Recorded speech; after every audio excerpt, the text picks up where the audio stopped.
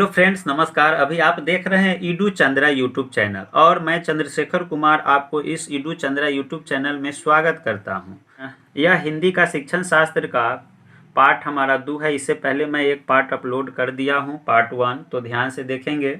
तो प्रश्न मेरा आज का पहला है कि प्राथमिक स्तर पर शिक्षा का माध्यम कैसा होना चाहिए। बच्चे की मातृभाषा होनी चाहिए, हिंदी होना चाहिए, अंग्रेजी होना चाहिए, उर्दू होना चाहिए।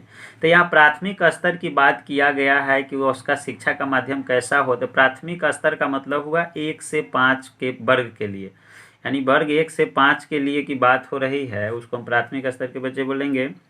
तो इसका जो है 4 ऑप्शन है। बच्चे की मातृभाषा होनी चाहिए। वही मीडियम में ज़्यादा पढ़ाएंगे तो बच्चे ज़्यादा सीखेंगे, लेकिन आप तो सोच रहे होंगे कि इसका हिंदी होना चाहिए।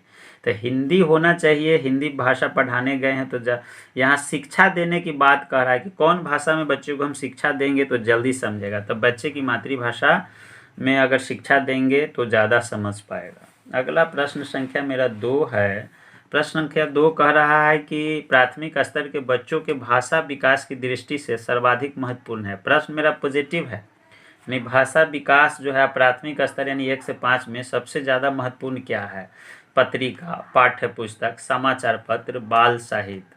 तो जो है पत्रिका जो है सीनियर स्टूडेंट के लिए काम है, पाठ्य पुस्तक भी बड़ा बच्चा ज़्यादा समझता है पढ़कर, समाचार पत्र भी है तो सीनियर बच्चे देखेंगे, पढ़ते हैं, सीनियर बच्चे पढ़ते हैं या सीनियर आदमी। ऐसे स्थिति में बाल साहित्य जो है ना, इसका सही जवाब होगा, क्योंकि प्राथमिक स्तर के बच्चे बाल साहित्य है, इसमें सरल भाषा का प्रयोग किया जाता है और अच्छा कहानी रहता है, रोचक कहानी रहता है। इसलिए भाषा विकास की दृष्टि से सर्वाधिक महत्वपूर्ण बाल साहित्य ही होगा।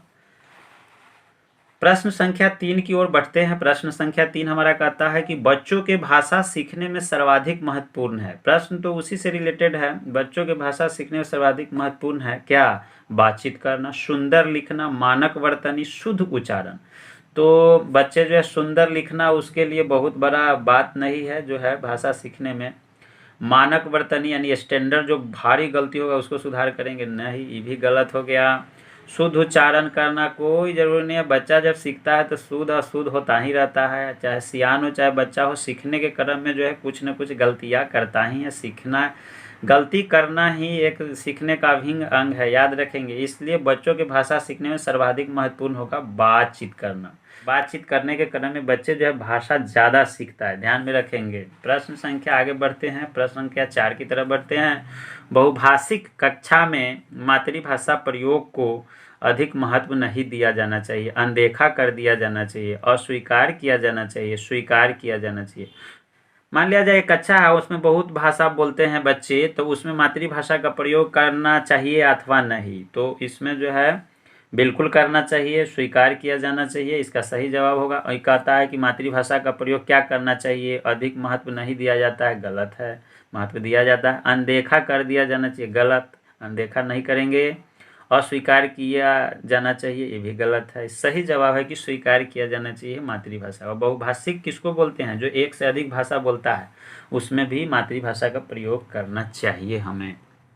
अगला प्रश्न संख्या मेरा 5 है। भाषा कौशल के संबंध में कौन सा कथन सही नहीं है। यानी भाषा कौशल आप जानते हैं कि 4 होते हैं। भाषा कौशल एक क्रम में अर्जित किए नहीं जाते, भाषा कौशल एक क्रम में ही अर्जित किए जाते, भाषा कौशल एक दूसरे को प्रभावित करते हैं, भाषा कौशल एक दूसरे से संबंधित होते हैं।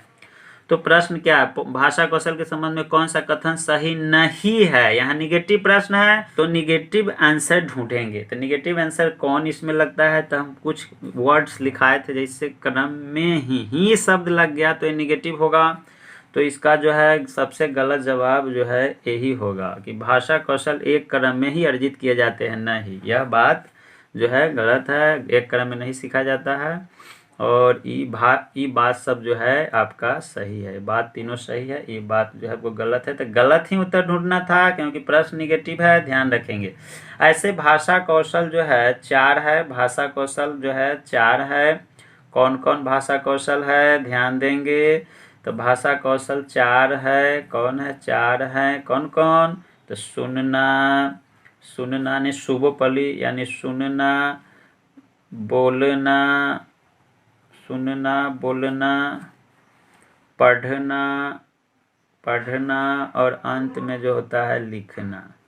तो इसमें कहता है कि भाषा कौशल के समय कौन सा कथन सही? नहीं, भाषा कौशल एक क्रम में ही अर्जित किया जाते हैं। नहीं, गलत जवाब है। एक क्रम में कहानी पहले सुनना जानते, तब बोलना, तब पढ़ना, तब लिखना है। आजकल तो ऐसे हैं कि हम देखे हैं कि कुछ बच्चे ऐसे कि पहले लिखना प्रारंभ कर लेता है तो अब पढ़ना जानता है, तो अब चाहे बोलता है।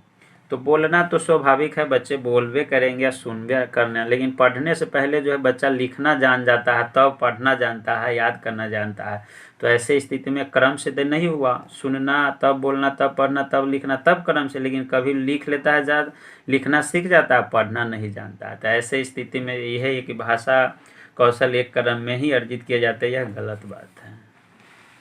प्रश्न संख्या हम 6 की तरफ बढ़ेंगे। बहुभाषिक कक्षा में बच्चों की भाषाएं कैसी होना चाहिए? शिक्षक के लिए बेहद जटिल चुनौती है, आकलन की प्रक्रिया को बाधित करती है, भाषा सीखने की प्रक्रिया को बाधित करती है, संसाधन के रूप में कार्य करती है। हम निगेटिव पॉजिटिव वर्ड बताए हैं, उसमें हम बताएं कि बहुभाषिक कक्षा में बच्चों की भाषाएं जो है एक संसाधन के रूप में कार्य करती है। इसका सही जवाब ये होगा। ये सब गलत है, ये सब गलत है, ये गलत है, ये सही है। क्योंकि बहुभाषिक कक्षा में होता क्या है कि जब आप एक शिक्षक है गए पढ़ाने, तो आपके कक्षा में तरह तरह के बच्चे आएंगे। कहीं के भोजपुर से आ जाएंगे, वो भोजपुरी बोलना शुरू कर देगा, कोई मैथिली बोलना शुरू करेगा, कोई बंगाली बोलना शुरू करेगा। तो ऐसे सिचुएशन में आप ध्यान में रखेंगे कि वैसे बच्चे को जो है हम क्या करेंगे। तो ऐसे बच्चे जो है शिक्षक के लिए तो थोड़ा जटिल हो ही जाता है, लेकिन एक संसाधन के रूप में कार्य करती है। क्योंकि आप नहीं जानते तो बच्चा बोलेगा, तो आपका अन्य जो बच्चे कक्षा में होंगे वो सुनेंगे और सीख जाएंगे। इसलिए बहुभाषिकता जो है वर्ग कक्ष के लिए जटिल समस्या नहीं, एक संसाधन के रूप में कार्य करती है। अगला प्रश्न संख्या मेरा 7 है कि 7 कह रहा है कि प्राथमिक स्तर पर हिंदी भाषा सिखाने के लिए सबसे अधिक जरूरी क्या है? कक्षा में रंगीन पाठ्य पुस्तकें, गलत। कक्षा में प्रिंट समृद्ध परिवेश, सही। कक्षा में लिखित आकलन, गलत। भाषा शिक्षा का भाषा ज्ञान। नहीं, प्राथमिक स्तर की बच्चा को कहा नहीं, 1 से 5 वाले जो वर्ग के बच्चे होते हैं उस पर बोला है कि हिंदी भाषा सिखाने के लिए सबसे अधिक जरूरी क्या है। तो यानी पॉजिटिव पूछा है कि सबसे ज़्यादा जरूरी, तो ये सबसे जरूरी है, लेकिन सबसे ज़्यादा जरूरी बोल दिया। तो ऐसी स्थिति में कक्षा में प्रिंट समृद्ध परिवेश होना चाहिए। यानी जो वर्ग कक्ष में हम जाते हैं तो दीवार जो होता है वो दीवार पर जो बना हुआ चित्र रहता है, जो है अनार वगैरह का चित्र रहता है, उसका नाम, एप्पल का चित्र रहता है उसका नाम, 1 2 कोई फिगर रहता है उसका जो है संख्या बगल में लिख दिया जाता है, ABCD लिख दिया जाता है, चित्र के माध्यम से दिखाया जाता है, एप्पल है, बुक है। इस तरह से जो है उसकी कक्षा में हम बोलते हैं प्रिंट समृद्ध परिवेश। उसमें परिवेश जो होता है वातावरण वो प्रिंटेड होता है, मुद्रित होता है। बच्चे ज़्यादा चीज़ समझते हैं, जल्दी समझते हैं। चित्रात्मक और नामांकन नाम लिखा हुआ रहता है, उस चीज़ को जल्दी बच्चा ऑब्जर्व करता है, ये याद रखेंगे। अगला प्रश्न संख्या मेरा 8 है। प्राथमिक स्तर पर लेखन क्षमता के संदर्भ में सर्वाधिक महत्वपूर्ण है। प्रश्न पॉजिटिव है, आंसर पॉजिटिव ढूंढेंगे। मौलिक विचार, श्रुतलेख, सुलेख, वर्तनी। तो इसमें तो अधिकतर सब सही है, लेकिन सर्वाधिक महत्वपूर्ण इसमें ढूंढना है। तो होता है कि जो हम लिखते हैं कोई भी बात को, तो हमें लेखन क्षमता कब विकसित होगा? जब हम अच्छे बात को अभिव्यक्त करेंगे, अच्छे बात को हम लिखेंगे, उतारेंगे, मौलिक विचार अपना देंगे, उसी को हम बोलते हैं कि ये जो है लेखन क्षमता का जो है सबसे यही है, मौलिक विचार जो है। यानी लेखन क्षमता का सबसे अच्छा जो है इसमें सर्वाधिक महत्वपूर्ण बात है वह है मौलिक विचार। अपने मौलिक विचार को हम लिख देते हैं, अभिव्यक्त कर देते हैं, तो वो ज़्यादा अच्छा रहता है। श्रुत लेख मतलब सुन के लिखना, सुलेख मतलब सुंदर लिखना, वर्तनी मतलब शुद्ध शुद्ध लिखना। अगला प्रश्न संख्या मेरा 9 है। पठन पाठन के अंत में ऐसे अभ्यास एवं गतिविधियां हो जो बच्चों को स्वयं कुछ करने और सीखने का अवसर प्रदान करे, केवल पाठ से ही संबंधित हो, पाठ पर बिल्कुल आधारित न हो, सरल भाषा वाली हो। इसका जो है अवसर शब्द यहाँ आया है, इसलिए पॉजिटिव है, ये निगेटिव है। आपको बिल्कुल शब्द भी निगेटिव है। ऐसे सरल भाषा थोड़ा पॉजिटिव है, लेकिन इससे ज़्यादा पॉजिटिव जो है यहाँ ये है। वो जो बच्चों को स्वयं कुछ करने यानी उसका आंसर स्वयं ढूंढने का मौका मिले और सीखने का अवसर प्रदान हो, ये जो है ज़्यादा पॉजिटिव है, ध्यान में रखेंगे। अगला प्रश्न संख्या मेरा 10 है। भाषा शिक्षण में खेल का सर्वाधिक महत्वपूर्ण स्थान है, क्योंकि यानी सबसे अधिक महत्वपूर्ण पूछा है। इसे सब इसमें महत्वपूर्ण होगा, लेकिन सबसे अधिक महत्वपूर्ण पूछा है कि भाषा सिखाने के लिए खेल का सर्वाधिक महत्वपूर्ण स्थान क्या है। खेल में आनंद आता, ये भी बात सही है। खेल में शारीरिक विकास होता है, ये भी सही बात है। खेल भाषा को विस्तार देता है, ये तो और सही बात है। भाषा शिक्षक को कम श्रम करना पड़ता है, ये भी बात है। खेलता रहता है बच्चा को तो टीचर, लेकिन यहाँ सर्वाधिक महत्वपूर्ण पूछा है तो यह खेल भाषा को विस्तार देते हैं, इसका यही सही जवाब है। यानी भाषा खेलने पर तो आनंद भी आता है, बच्चे को शारीरिक विकास होता है, टीचर को कम मेहनत करना पड़ता है, लेकिन बच्चे यहाँ भाषा शिक्षण की बात किया है तो खेल में भाषा को विस्तार देते, याद रखेंगे, इसका यही सही जवाब है। प्रश्न संख्या हम 11 की तरफ बढ़ते हैं। पढ़ना सीखने की प्रक्रिया में किसकी भूमिका सर्वाधिक महत्वपूर्ण, यानी सबसे अधिक महत्वपूर्ण है? पॉजिटिव प्रश्न है। क्या पढ़ना, रीडिंग दिलवाएंगे बच्चे को, यानी रीडिंग सिखाने के लिए सबसे ज़्यादा महत्वपूर्ण क्या है? भाषा परीक्षाओं की, भाषा प्रयोगशाला की, बाल साहित्य के सार्थक प्रयोग की, पाठ पुस्तक की? तो यहाँ इसका सही जवाब होगा बाल साहित्य के सार्थक प्रयोग की, क्योंकि बाल साहित्य में जो है सिंपल भाषा में कोई कहानी दिया रहता है और बच्चे उसे सीख लेते हैं और उसका सार्थक प्रयोग करना भी जान जाते हैं और वह पढ़ने लगता है। अगला प्रश्न संख्या मेरा 12 है। बच्चों के भाषा विकास में समाज की महत्वपूर्ण भूमिका होती है, यह कथन किसका है? हाँ, तो कथन से संबंधित या परिभाषा से संबंधित कुछ प्रश्न पूछते हैं जिसमें विद्यार्थी अक्सर जो है कंफ्यूज रहते हैं कि कोई किस मनोवैज्ञानिक ने कौन स्टेटमेंट दिया, तो ध्यान में नहीं रह पाता है। तो ऐसे स्थिति में अभी मैं ट्रिक देता हूं जिससे आप जो है स्टेटमेंट वाले संबंधी जो बार बार एग्जाम में पूछता है, रिपीट करता है, तो वह चीज़ को सारे चीज़ को आप ध्यान में रखेंगे। तो बच्चों के भाषा विकास में, यानी भाषा जो विकास में समाज की महत्वपूर्ण भूमिका होती है, यह कथन किसका है? स्किनर को, वाइगोत्स्की को, चॉम्स्की को, पियाजे को? इसका सही जवाब होगा वाइगोत्स्की, क्योंकि भाषा विकास में समाज शब्द रहेगा। आप सिर्फ समाज याद रखिए कि समाज शब्द जहां जहां आएगा वैसे स्थिति में आपको वाइगोत्स्की मारना है। दो बात जो है, एक जो है भाषा के बिना अगर बच्चे भाषा नहीं जानते हैं तो कुछ नहीं, कोई विषय नहीं जानता है। दूसरा बात है कि समाज से बाहर रहकर बच्चे कुछ नहीं सीख सकता है, ये सब वाइगोत्स्की कहा है। फिर कहा कि सांस्कृतिक के भी अलग हम रह नहीं सकते हैं, क्योंकि सांस्कृतिक को समझेंगे तब हम कोई चीज़ जल्दी सीखेंगे, पुराना अनुभव से ज़्यादा बच्चे सीखते हैं, ये वाइगोत्स्की ने कहा है। उसके बाद कुछ ये भी कहा है कि समीपस्थ विकास के जो है, समीपस्थ विकास का क्षेत्र जो होगा उससे भी बच्चे सीखेंगे, ये भी बताए हुए हैं, याद रखेंगे। क्योंकि समीपस्थ विकास का अर्थ हुआ कि अगर कोई बच्चा है और उसके अगर नज़दीक में कोई अच्छे बड़े भाई या जो जानकार व्यक्ति है उससे बच्चे सीख जाते हैं, समझ जाते हैं। तो ऐसे स्थिति में समीपस्थ विकास का क्षेत्र जो है ये वाइगोत्स्की बताए थे।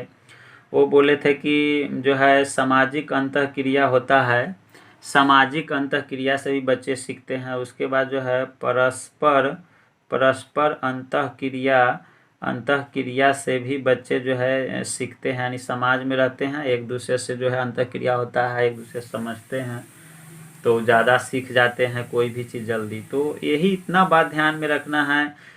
तो आप जो है वाइगोत्स्की को टिक कीजिएगा, ये बात अगर मिले तो आप वाइगोत्स्की को टिक कीजिएगा, अन्यथा दूसरा को ध्यान देंगे, दूसरा लेकिन ज़्यादातर वाइगोत्स्की से ही सवाल पूछते हैं। प्रश्न संख्या अगला मेरा 13 है। बच्चे सामाजिक अंतःक्रिया से भाषा सीखते हैं, यह विचार किसका है? यहाँ सामाजिक शब्द आया, सीधे वाइगोत्स्की खोजेंगे, वाइगोत्स्की। अगला प्रश्न है, भाषा और विचार के संबंधों की चर्चा में अग्रणी है, यानी सबसे ज्यादा भाषा और विचार से संबंधित इसमें से कौन अग्रणी है चर्चा का विषय? अभी बोले भाषा शब्द आया, तो इसका भी आंसर वाइगोत्स्की होगा।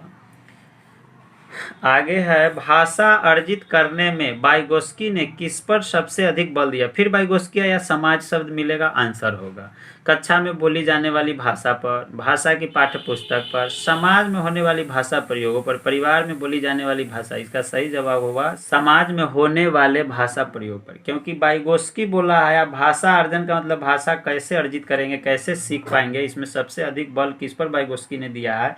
तो बोला कि समाज में होने वाले भाषा प्रयोग पर ही बच्चे जो है ज़्यादा सीखते हैं।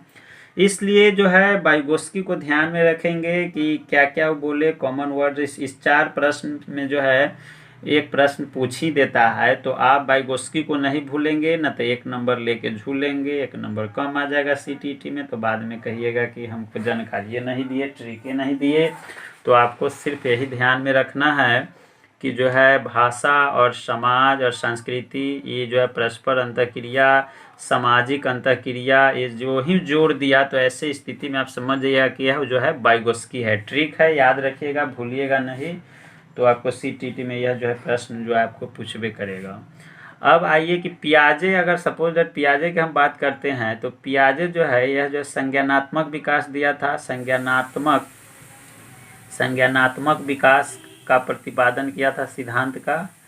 ठीक है, तो आज के लिए जो है इतना ही रहेगा, द एंड हो गया। अगर जो है ये हिंदी का शिक्षण शास्त्र कैसा लगा मुझे लाइक कमेंट के माध्यम से बताएं। मैं एक नया यूट्यूबर हूं और आपको सपोर्ट मुझे चाहिए, इसलिए अगर वीडियो अच्छा लगा होगा तो वीडियो को लाइक शेयर एंड सब्सक्राइब ज़रूर कीजिएगा और आप CTT के एग्ज़ाम में एक ही बार में क्वालिफाइड करें, यह मेरा उम्मीद भी है और आशा भी है। मेरे साथ वीडियो में बने रहने के लिए आपको बहुत बहुत धन्यवाद। आपका दिन शुभ हो।